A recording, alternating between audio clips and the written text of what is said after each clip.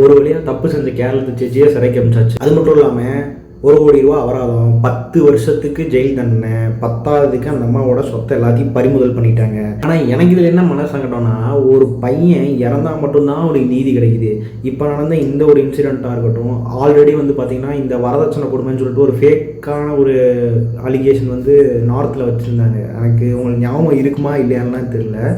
But அங்கேயும் ஒரு பையனுக்கு இந்த மாதிரி ஒரு இஷ்யூ நடந்துச்சு. அவனும் செத்ததுக்கப்புறம் தான் அவனுக்கு வந்து நீதிங்கிறது வழங்கப்பட்டுச்சு.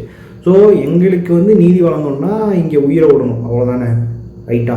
இதோட என்ன ஒன்று தெரியுமா, இப்போ இந்த கொடுத்துருக்க தண்டனை வந்து ரொம்ப ஓவர்னு சொல்லிட்டுலாம் வந்து இன்ஸ்டாகிராமில் நிறைய பேர் வீடியோ போடுறாங்க.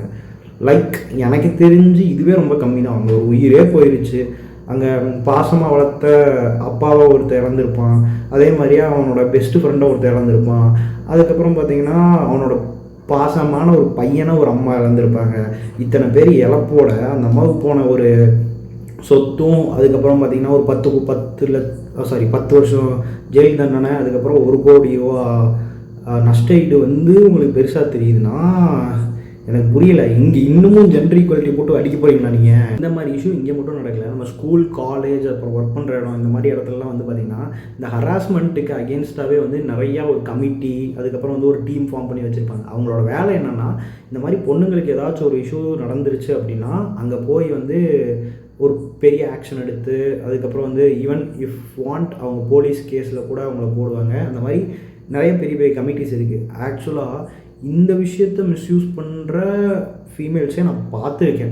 நான் வந்து ஸ்பெசிஃபிக்காக ஸ்கூல், காலேஜ், ஒர்க் பண்ணுற இடம்லாம் நான் சொல்லலை. ஏன்னா அப்படி சொன்னாவே அது எனக்கு திரும்பி ஒரு பேக் ஃபயர் ஆகி போயிடும்.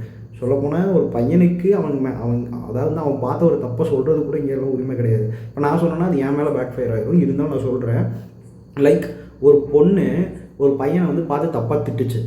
அதே விஷயத்த அந்த பையன் தப்பாக திட்டினான். நான் அவன் மேலே ஹராஸ்மெண்ட் கம்ப்ளைண்ட் கொடுத்துருவேன்னு சொல்லிட்டு அந்த பொண்ணு நேரடியாகவே அந்த பையனை த்ரெட்டன் பண்ணுச்சு.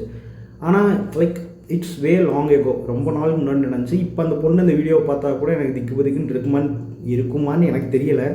ஏன்னா இப்போ இருக்க லாஸ் எல்லாமே பசங்களுக்கு அகேன்ஸ்டாகவும் பொண்ணுங்களுக்கு சாதகமாக தான் இருக்குது. பசங்களையும் வந்து ஒரு மனுஷனாக கன்சிடர் பண்ணி ஏதாவது ஒன்று எங்களுக்கு பெருசாலாம் எதுவும் வேணாம். அட்லீஸ்ட் இந்த ஃபேக் அலிகேஷன் வைக்கிறாங்க பார்த்தீங்களா, ஃபேக் அலிகேஷன்னு தெரிஞ்சிச்சுன்னா அவங்க மேலே கொஞ்சம் ஹையாக, கொஞ்சம் எப்படி சொல்கிறதுனா கொஞ்சம் ரஃப் அண்ட் டஃப்பான ஏதாவது ஒரு லாஸை வந்து கொண்டு வந்தீங்கன்னா நாங்களும் கொஞ்சம் சேஃபாக இருப்போம், அவங்களும் கொஞ்சம் சேஃபாக இருப்பாங்க. ஸோ ரொம்ப நன்றி.